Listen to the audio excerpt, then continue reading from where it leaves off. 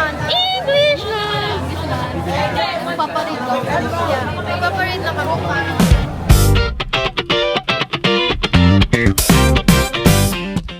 So guys, kita nyo naman kung paano namin sineselebrate. Paano namin sineselebrate ang English month. Tada! Mag-hi kayo guys! Mag-hi kayo! Uy, isang linya lang guys! Mag-hi kayo guys! Mag-hi kayo! Ay po. Ikaw lang ba? Mag-hi kayo guys! Hi! Hello! Ay!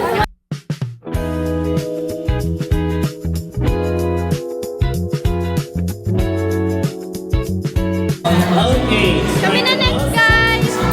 Listen. Listen to